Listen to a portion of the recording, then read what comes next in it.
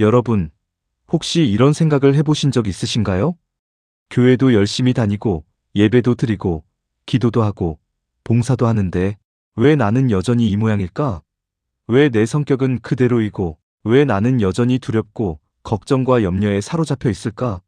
하나님의 생명이 내 안에 있다고 하는데, 성령님께서 내 안에 계신다고 하는데, 왜 나는 그것을 느끼지 못하는 걸까? 오늘 이 질문들에 대한 답을 함께 찾아가 보려고 합니다. 이 답을 찾기 위해서는 먼저 우리가 어떤 존재인지를 알아야 합니다. 데살로니가전서 5장 23절에서 바울은 인간을 세 가지로 구분합니다. 바로 영과 혼과 몸입니다.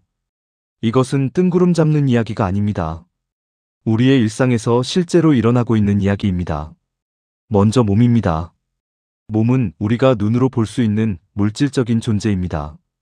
배고픔을 느끼고, 아픔을 느끼고, 피곤함을 느끼는 영역이 바로 몸이고, 보이는 세계와 연결되어 있습니다. 다음은 혼입니다. 혼은 영어로 소울, 히브리어로는 네페쉬, 헬라어로는 푸시케라고 합니다. 혼은 인격의 중심입니다. 우리가 흔히 지, 정, 의라고 말하는 부분입니다. 즉 생각하고, 감정을 느끼고 무언가를 선택하는 부분이 바로 혼의 영역입니다. 기쁨도 슬픔도 상처받는 것도 모두 혼의 영역이고 우리가 흔히 나라고 느끼는 인격적인 부분이 바로 혼입니다. 그리고 마지막으로 영이 있습니다. 영은 영어로 스피릿, 히브리어로는 루아흐, 헬라어로는 푸뉴마라고 합니다. 이 영이 바로 하나님과 교통하는 영역입니다. 전도서 12장 7절에서는 우리가 죽게 되면 몸은 흙으로 돌아가고 영은 하나님께로 돌아간다고 말씀하십니다. 바로 이 영에서 하나님과의 만남이 일어나고 거듭남이 시작되는 것입니다. 그래서 우리가 예수 그리스도를 영접하고 믿을 때 고린도후서 5장 17절의 말씀처럼 우리는 새로운 피조물이 됩니다. 에베소서 2장 1절을 보면 이전에 우리는 허물과 죄로 영이 죽어 있었습니다. 하나님과의 관계가 끊어져 있었던 것이죠. 그런데 우리가 하나님의 전적인 은혜로 구원을 받은 이후에 이 죽어있던 영이 하나님에 의해서 다시 살아나게 된 것입니다. 이것을 이렇게 생각해 보시면 이해가 빠르실 거예요. 전구가 있고 전선도 있는데 전기가 통하지 않으면 전구는 제 기능을 못합니다. 그런데 전선에 전기가 통하게 되면 전구에 불이 환하게 켜지면서 제 기능을 하게 됩니다. 거듭남이 바로 이와 같습니다. 갈라디아서 4장 6절의 말씀처럼 성령님께서 내 안에 들어오셔서 그때부터 내 영을 하나님과 연결되게 하시고 단절되었던 하나님과의 관계가 아버지와 아들의 관계로 회복된 것입니다.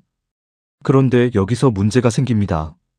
거듭남은 이미 영 안에서 일어났지만 거듭난 이후에도 우리의 혼과 몸은 즉시 변하지 않는다는 것입니다. 많은 성도들이 바로 이 지점에서 혼란을 경험합니다. 이것을 이런 비유로 설명해 드리겠습니다. 수원지에는 정화되고 맑고 깨끗한 물이 저장되어 있습니다. 그런데 집에서 수돗물을 틀면 그 맑고 깨끗한 물이 아닙니다. 물이 탁하고 불순물로 오염되어 있습니다. 이것은 수원지의 물 문제가 아닙니다.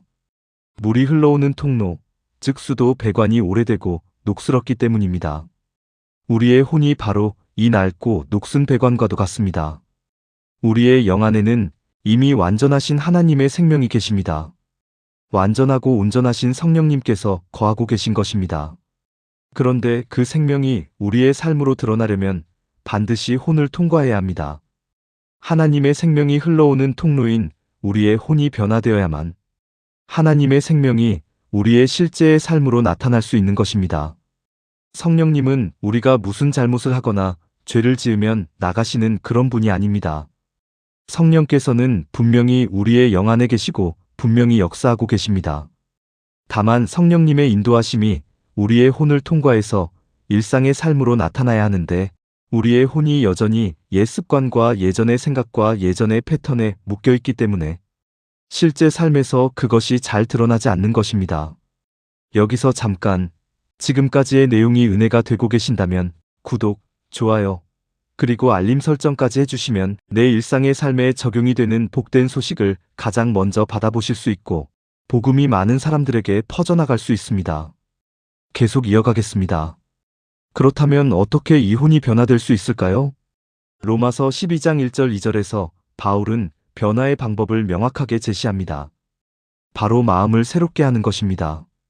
여기서 변화는 원문 성경을 보면 완전히 다른 존재로 변화되는 것을 의미합니다. 애벌레가 나비가 되는 것처럼 완전히 다른 차원의 변화입니다. 그리고 그 변화는 바로 하나님의 말씀으로 가능합니다. 말씀만이 우리의 생각의 방식을 바꾸고, 말씀만이 우리가 세상을 보는 시각을 바꾸며, 우리가 말씀이라는 렌즈를 통해서 자신을 볼 때 비로소 혼이 변화되는 것입니다. 그렇다면 이것이 실제 삶에서는 어떻게 나타나야 할까요? 우리가 반복적으로 넘어지는 죄의 문제를 생각해 보십시오. 분노, 미움, 시기, 질투, 욕심, 음란. 이런 죄의 문제들은 단순히 의지의 문제가 아닙니다. 영적 싸움이면서 동시에 습관의 문제입니다. 그래서 두 가지가 함께 가야 합니다. 첫째는 영적이고 의지적인 선택입니다. 죄가 들어오는 순간에 나는 이것을 거절한다. 나는 하나님을 선택한다라고 의지적으로 선택해야 합니다.